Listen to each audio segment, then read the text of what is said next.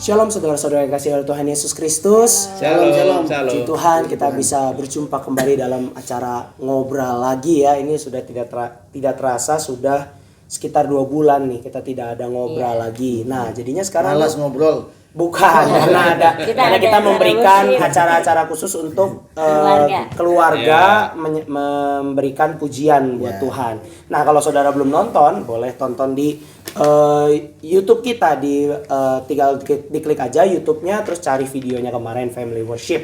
Nah untuk ini sekarang kita akan membahas tentang ngobrol lagi. Kenapa kita memutuskan untuk ngobrol lagi? Karena materi kita di 2 bulan terakhir ini sebelum kita mengakhiri tahun 2025 nih, materinya sangat menarik sekali saudara, yaitu kita akan membahas tentang suatu hal yang bernama nubuat. Nah ini dia nubuatan gitu ya. Pastinya saudara kalau mendengar kata nubuatan ini sudah tidak asing lagi di telinga saudara, karena nubuat ini itu berbicara tentang suatu hal yang biasanya kalau saudara pasti mendengar nubuat tuh pasti selalu berpikir, oh pasti masa depan, oh pasti sesuatu hal yang belum terjadi begitu ya saudara ya.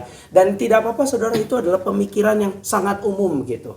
Cuma kalau misalnya kita mengacu pada apa yang dikatakan firman Tuhan di perjanjian baru, yaitu di 2 Petrus 1 ayat 19 sampai dengan 21, di sini ada fungsi kenapa nubuatan itu ada, dan kita mungkin bisa memahaminya lebih jauh lagi dengan lebih baik. 2 Petrus 1 ayat yang ke-19 sampai ayat yang ke-21. Mungkin bisa dari Om Stephen tolong bacakan ayat 19, Mama ayat 20, Mika ayat 21. Ya, 2 Petrus 1 ayat 19. Dengan demikian kami makin diteguhkan oleh firman yang telah disampaikan oleh para nabi. Alangkah baiknya kalau kamu memperhatikannya sama seperti memperhatikan pelita yang bercahaya di tempat yang gelap sampai fajar menyingsing dan bintang timur terbit bersinar di dalam hatimu. Yang terutama harus kamu ketahui ialah bahwa nubuat-nubuat dalam kitab suci tidak boleh ditafsirkan menurut kehendak sendiri. Sebab tidak pernah nubuat dihasilkan oleh kehendak manusia, tetapi oleh dorongan Roh Kudus. Orang-orang berbicara atas nama Allah. Nah, jadi di sini kalau kita perhatikan ayat 19 itu, dengan demikian kami makin diteguhkan oleh firman yang disampaikan oleh para nabi. Itulah sebenarnya arti dari nubuatan. Bahwa firman Tuhan yang disingkapkan, yang disampaikan oleh para nabi di masa perjanjian lama dan di dalam perjanjian baru oleh dorongan Roh Kudus. Karena kalau nanti kita akan membahas kembali ini begitu luar biasa ya. Ada nubuatan-nubuatan tuh 2 jenis di dalam Alkitab. Nubuatan yang disampaikan oleh para nabi yang sudah digenapi, seperti bagaimana kita tahu nubuatan Tuhan Yesus tentang Tuhan Yesus, bahwa Tuhan Yesus sudah datang 2000 tahun yang lalu, dia melayani di bumi ini, kemudian melaksanakan misi penyelamatan untuk umat manusia. Itu kan sudah nih. Nah, tetapi yang paling menarik lagi ada nubuatan-nubuatan yang belum terjadi gitu ya. Nah, mungkin ditanggapi dulu ya oleh para pakar begini. Nubuatan itu menurut para pakar gimana nih menanggapi nubuatan? Apakah oh iya sebenarnya Mika ini nubuatan tuh cuma tentang masa depan gitu misalnya. Gimana menurut para pakar mungkin? Bisa menjelaskan tambahan definisi buat sebenarnya nubuat yang dari pertama itu kan kita udah tahu dari Kejadian ya. Kejadian 3 waktu Tuhan waktu Adam dan Hawa ya, waktu Adam dan Hawa jatuh dalam dosa. Nah itu kan Tuhan sudah menjanjikan atau sudah menubuatkan bahwa nanti kita baca dulu aja deh Kejadian 3 ayat 15. Ya ada, mungkin Pak Daniel udah ada, bisa dibacakan ayat 15 ya? Iya. Kejadian 3 ayatnya yang ke-15. Aku akan mengadakan permusuhan antara engkau dan perempuan ini, antara keturunanmu dan keturunannya. Keturunannya akan meremukkan kepalamu dan engkau akan meremukkan tumitnya. Nah, ini kan adalah cerita bahwa nanti keturunan perempuan, yaitu kita tahu sekarang Yesus Kristus ya, itu akan meremukkan kepala iblis. Betul. Ya, si ular tua itu kepala iblis, dan memang sudah tergenapi. Betul, tadi Jadi sebut. Tuhan Yesus sudah mati di kayu salib, darahnya tercurah untuk menebus dosa kita, lalu dia bangkit untuk mengalahkan maut, yaitu mengalahkan iblis, sehingga kita yang tadinya harus menanggung maut itu, kita tidak harus lagi, karena kita yang beriman kepada Tuhan Yesus itu mautnya ditanggung oleh Tuhan Yesus, itu sudah dikalahkan. Jadi kita sekarang sebagai anak-anak Tuhan tidak lagi punya resiko atau punya kewajiban untuk menanggung dosa kita, karena sudah ditanggung oleh Tuhan Yesus. Itu nubuatan yang sudah digenapi. Oke. Ya. Nah, lalu berkaitan dengan Tuhan Yesus, sebetulnya ada juga nubuatan yang belum digenapi. Nah, ya benar, Nah, berkaitan dengan kalau Tuhan Yesus. kita tahu dari sejak kelahiran Tuhan Yesus, itu kan juga ada nubuatannya juga ya. Terus sudah digenapi kelahirannya, kematiannya sudah, ada nubuatannya kebangkitannya juga. sudah, Kebangkitannya lalu juga. kenaikannya ke surga sudah. Tinggal menunggu dia datang Datang kedua kembali. kali, Nah, ya, iya. datang kembali. Nah,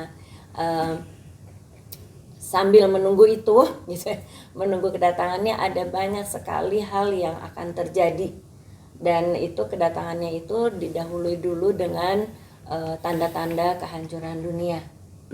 Ya kan, gitu ceritanya tuh, bukan ceritanya, sudah dicatatkan di Alkitab, gitu. Mungkin yang lain bisa menambahkan peristiwa apa saja sih yang bisa merupakan tanda-tanda kedatangan yang kedua kali, karena pada waktu itu pernah ditanya oleh murid Yesus. Ya memang mengenai hari kiamat ya, kita katakan Iya, akhir iya. zaman ya. Akhir zaman itu memang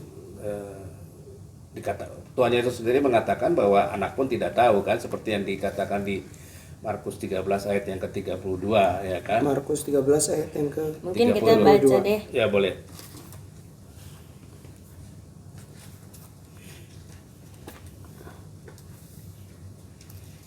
Mulai dari Pak Stefan lagi ya. Iya, boleh. Markus 13 ayat 32. Ya. 13 ayat Yang ke-32. Markus 13 ayat yang ke-32, tetapi tentang hari atau saat itu tidak seorang pun yang tahu, malaikat-malaikat tidak, malaikat-malaikat di surga tidak, dan anak pun tidak, hanya Bapa saja. Ya, ini kalau kita berbicara akhir zaman, ini artinya ada yang tadi seperti Ibu Gembala katakan, ada nubuatan yang belum digenapi. Iya. Tapi juga ada nubuatan yang sudah digenapi. Sudah digenapi. Ya, kita berbicara pada hal ini adalah yang belum digenapi. Jadi kalau kita berbicara akhir zaman itu sebetulnya ada 4 tahapan ya. Ketika Tuhan Yesus sudah naik ke surga, itu yang dinamakan sekarang itu adalah eranya kasih anugerah ya kan. Iya, anugerah, Setelah itu nanti setelah itu akan mengalami yang namanya nabi-nabi palsu ya, antikristus. Ya, antikristus, iya. Zamannya antikristus, kemudian Tuhan Yesus datang, dan juga hari penghakiman. Iya. Kira-kira itu tahapan-tahapan seperti itu. Nah, kita tidak membahas ke arah sana. Yang kita akan pengen ketahui, kok ada juga yang nubuatan sampai anak itu tidak tahu gitu kan. Sedangkan kita berpikir bahwa Tuhan Yesus itu adalah juga Tuhan Allah kita. Allah kita. Betul, Iya, betul. iya. Masa dia sih nggak tahu gitu kan, dikatakan. Ya mungkin supaya tidak memiliki persepsi yang salah mengenai ayat ini, anak di dalam arti di sini ketika dia mengatakan itu adalah dia sebagai manusia. Iya. Karena kita ketahui bahwa Tuhan Yesus itu satu pribadi dengan 2 natur. Iya. Ya kan, natur sebagai Allah atau memiliki keilahian, dan natur sebagai manusia. Iya. Nah, di sini dia menunjukkan bahwa dia sebagai manusia memiliki suatu ketaatan. Bukan itu yang harus dia cari. Iya. Dia mengetahui akan ada akhir dari dunia ini. Iya. Yang perlu dia lakukan adalah bagaimana menjalani kehidupan dengan ketaatan, menjalankan firman Tuhan dan lain sebagainya. Jadi dia istilah kalau bahasa yang sederhana, saya nggak perlu pusingin lah. Saya nggak perlu mikir-mikir akhir zaman seperti itu, karena dia akan datang. Iya. Tapi apa yang harus kita lakukan pada saat sekarang ini sebagai manusia? Kira-kira itu adalah ketaatannya dia yang pertama. Nah, itu kira-kira seperti itu ya. Jadi kalau kita berbicara nubuatan di sini, itu justru suatu nubuatan, kita jangan berpikir di luar dengan apa yang kita tidak mampu. Iya. Ya kan? Walaupun Yakobus 1 ayat 5 mengatakan kalau kamu kekurangan hikmat mintalah karena akan diberikan dengan cuma-cuma.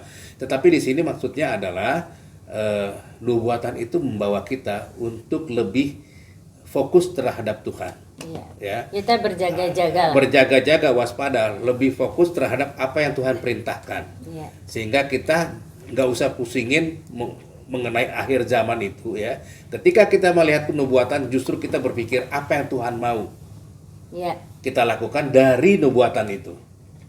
Ya kan? Jadi sebenarnya kalau kita lihat dari ayat yang tadi itu tuh sedang membicarakan tentang kedatangan anak manusia. Ya. Nah, sebenarnya Tuhan Yesus sendiri sudah menyampaikan Tandanya, tanda-tandanya. betul. Iya. Nah, kita belajar aja dari Alkitab, ditulis ada kok tanda-tandanya seperti apa. Nah, setelah itu nanti anak manusia itu Tuhan Yesus itu akan datang kedua Betul. kali.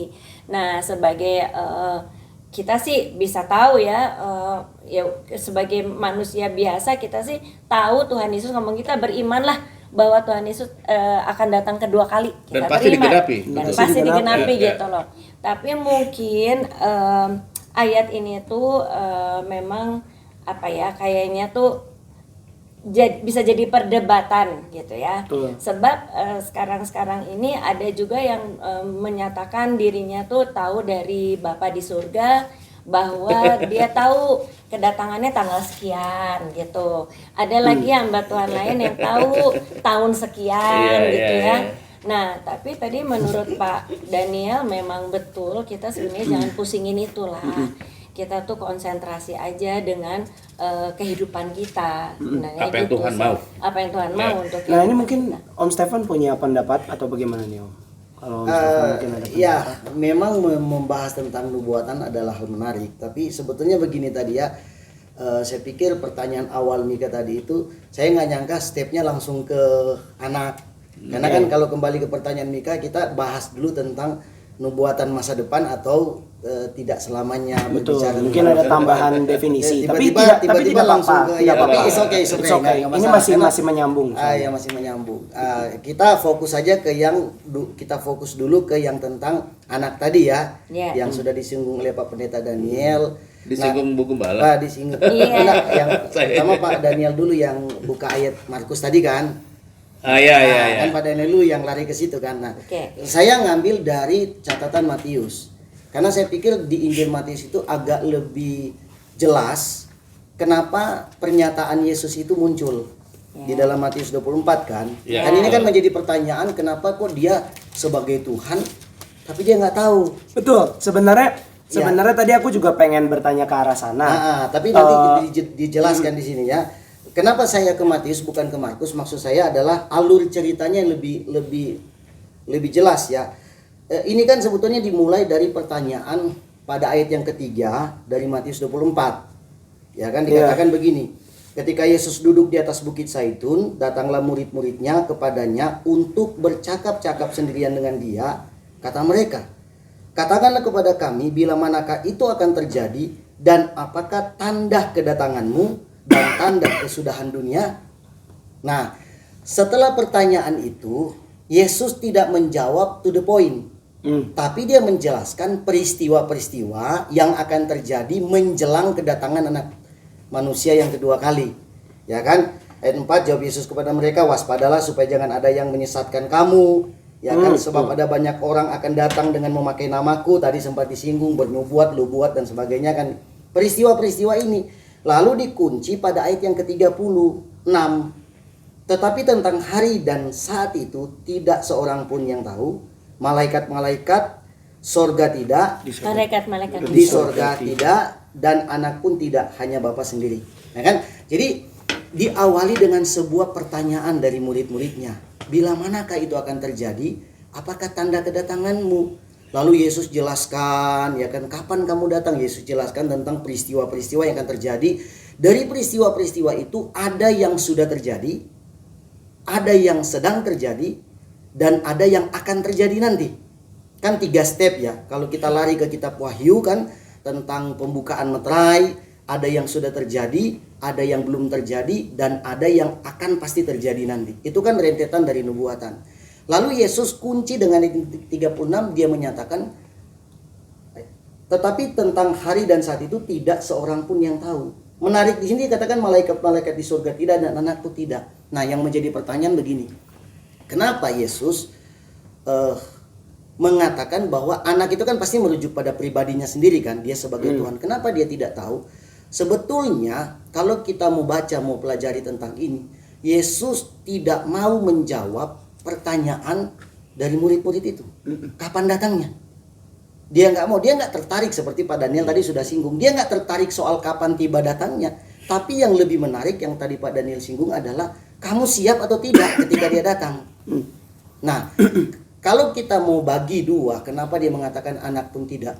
Dalam terjemahan ini, Yesus itu memposisikan diri dia sebagai manusia. Betul, tadi udah sempat disinggung Sudah disinggung tadi. Ya. Nah, di dalam Filipi pasal yang ke-2, Filipi 2 ayat yang ke-7 ini sudah sering ya kita baca ayat ini ya. Filipi 2 ayat 7 dikatakan, melainkan telah mengosongkan dirinya sendiri dan mengambil rupa seorang hamba dan menjadi sama dengan manusia.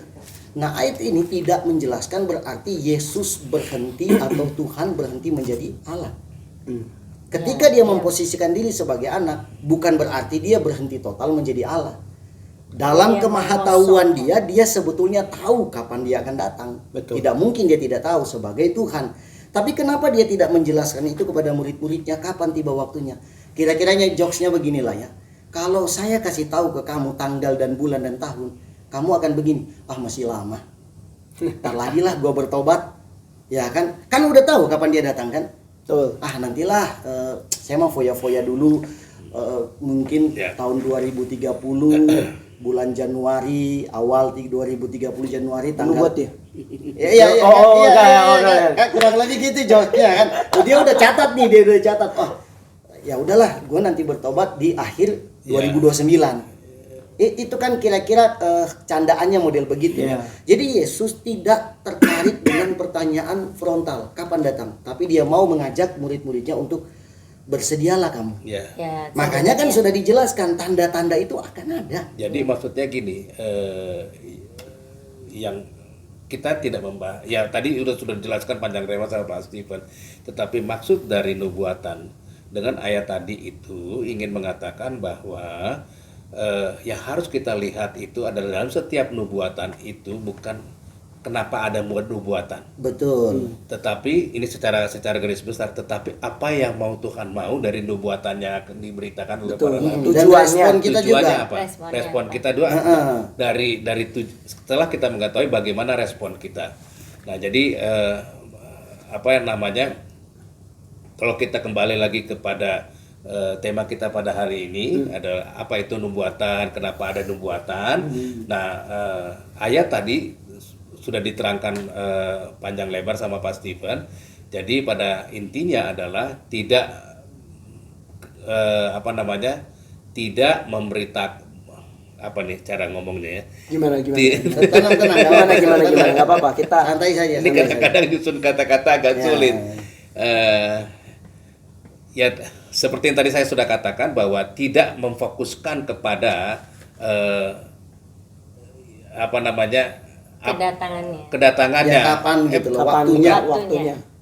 Ya, pada waktunya. Yang terpenting adalah apa pesan di balik betul, nubuatan itu sendiri. Betul. Gitu, Ya, kira-kira. jadi kalau kita mau bicara secara detail gitu, nah kita pasti ini panjang lebar ya. Cuman saat kali ini kita bicaranya tentang anak pun tidak ini gitu kan. Nah, kalau dilihat dari Pak Stephen sama Pak Dania, kita bisa simpulkan bahwa Yesus bilang jangan deh, pokoknya kita sebagai manusia gitu. Karena pada waktu itu Yesus sebagai manusia juga, kita nggak usah pusingin waktunya. Betul itu. Gitu. Sebab manusia nggak akan pernah bisa tahu gitu. Tapi, nah itu tadi kembali ke kok ada yang berani untuk memberitahu. Saya udah dapat konfirmasi dari Tuhan.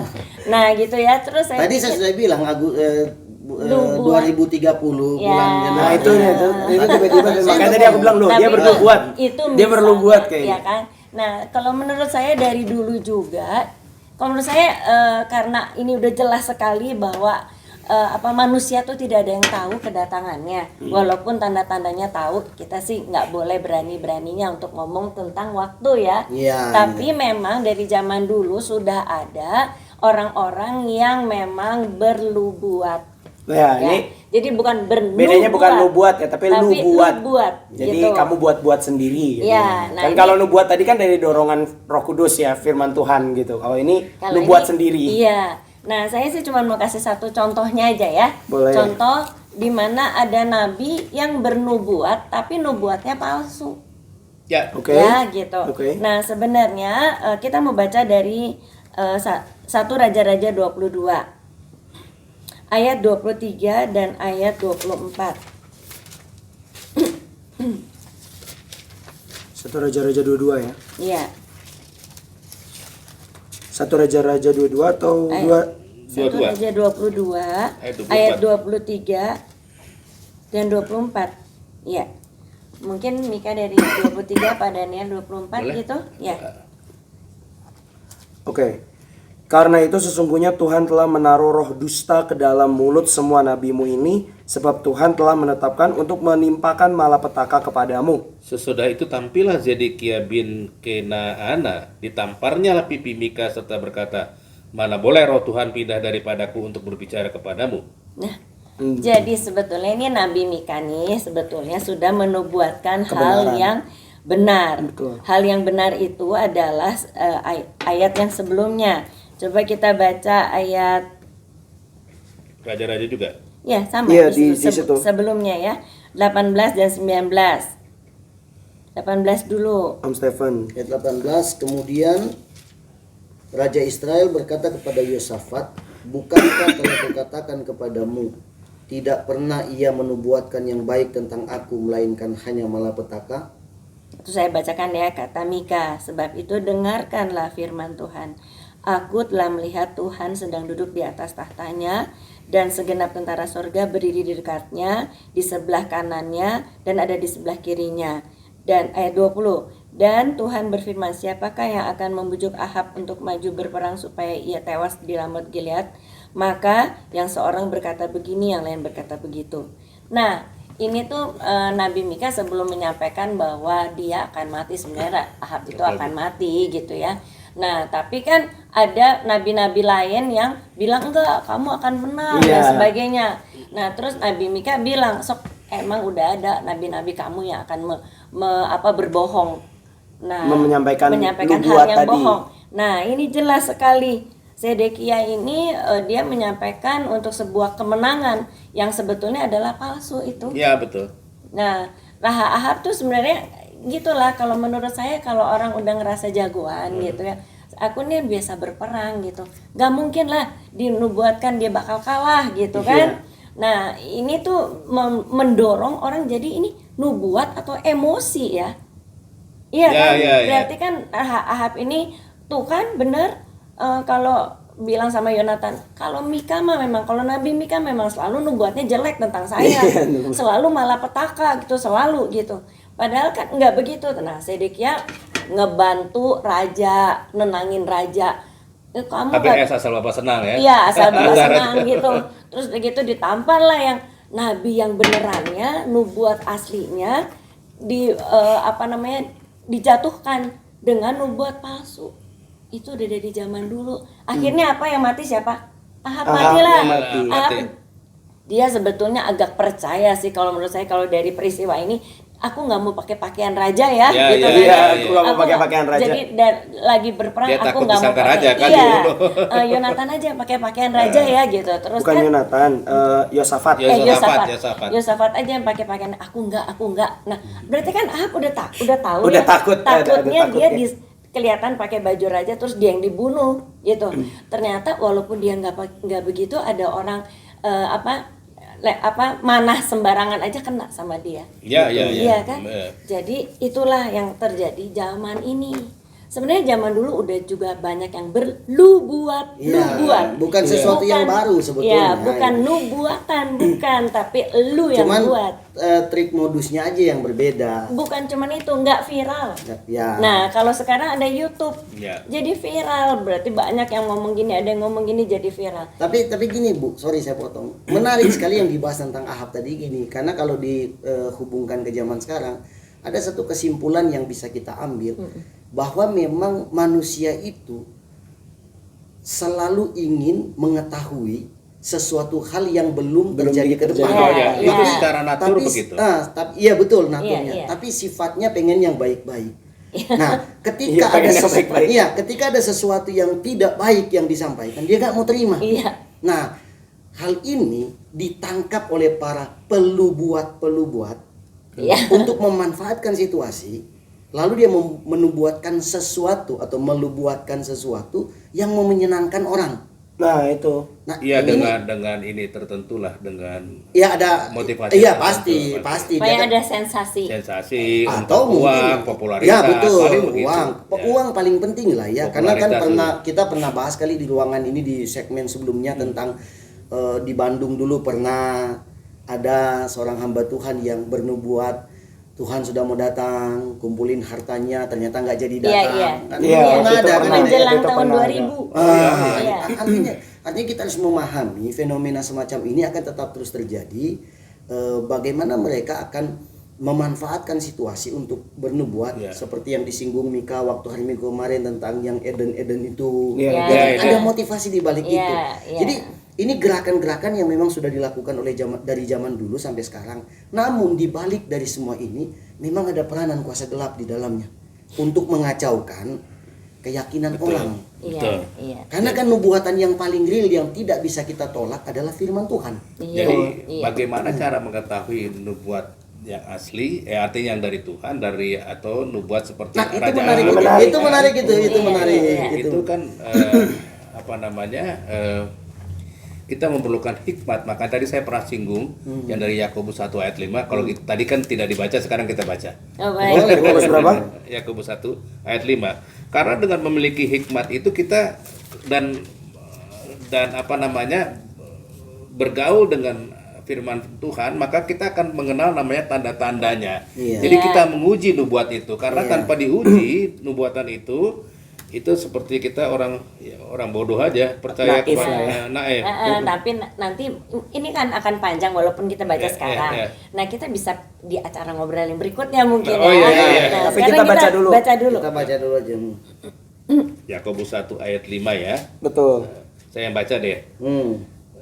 Tetapi apabila di antara kamu ada yang kekurangan hikmat, hendaklah ia memintakan kepada Allah yang memberikan kepada semua orang dengan murah hati dan tidak membangkit-bangkit. Maka hal itu akan diberikan kepadamu. Iya. Hikmat itu dengan adanya hikmat kita bisa melihat tanda-tanda yang diberikan Tuhan. Ya yang di Ya, Matius ya. tadi. Di Matius. Sehingga kita bisa menguji, makanya seperti di Matius gitu, kapan ada peperangan, ada gempa bumi, Iya. itu adalah tanda-tanda. Orang yang tidak berhikmat dia menganggap bahwa itu memang gejala alam.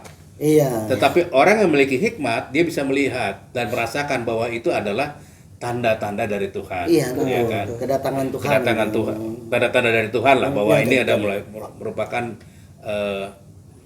jalan proses menuju ke akhir zaman. Iya. Tadi sebenarnya menarik apa yang tadi Om Daniel katakan bahwa bagaimana caranya kita mengetahui nubuatan asli atau palsu Ya, gitu kan. betul. Tadi kan hikmat tuh dan juga kalau aku boleh nambahkan kebingungan lagi tuh gini. Kan kalau di zaman raja-raja itu kan jelas ya. Ada orang-orang yang memang Tuhan tunjuk sebagai nabi. Iya. Iya. Ada nabi-nabi nih. Nah, tapi di zaman sekarang Ya. ini apakah masih ada nabi-nabi? Itu dulu ininya pertanyaannya kan, karena era sekarang ini kan sudah menuju pada tadi hari Tuhan tadi. Jadi kita coba buka Yoel 2 ayat yang ke-28. Ya. Kita buka Yoel 2 ayat 28.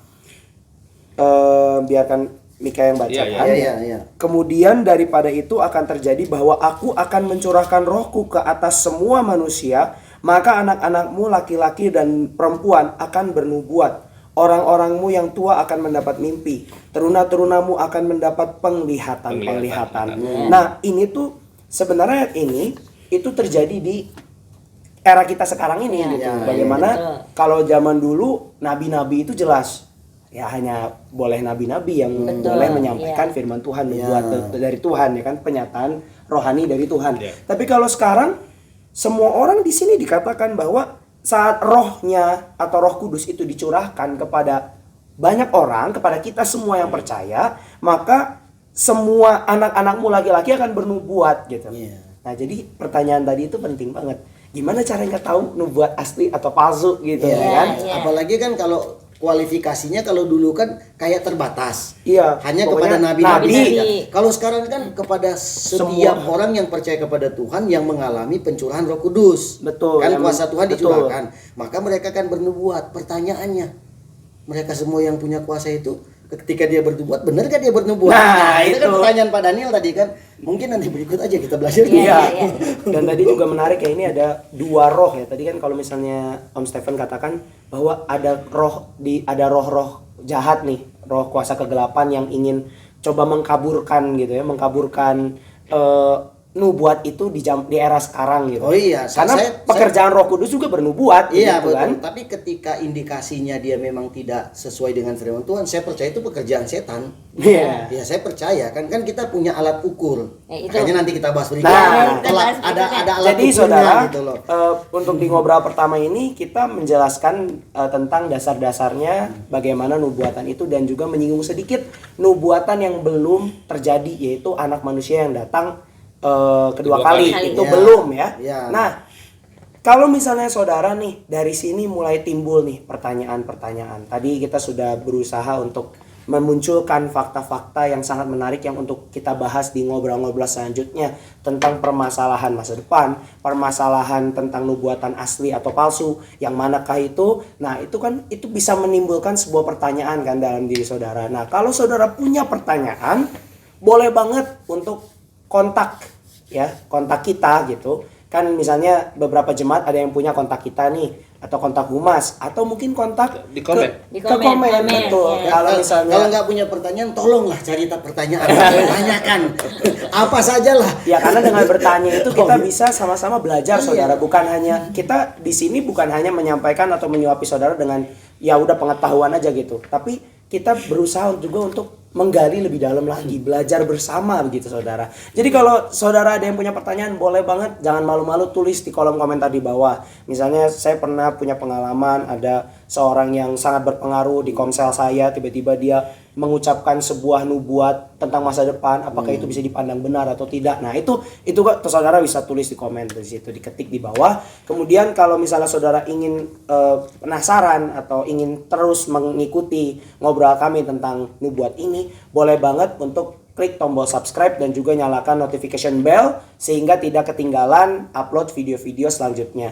Untuk itu, kalau misal sama satu lagi saudara yang tidak pernah saya lupakan, yaitu mengingatkan saudara kalau ini memberkati saudara, tolong diklik like-nya, kemudian bagikan ke teman-teman saudara yang membutuhkan Bisa lewat mendengarkan via ngobrol Facebook, ini. bisa lewat TikTok, Via WA pun bisa Iya, saudara ya. bisa.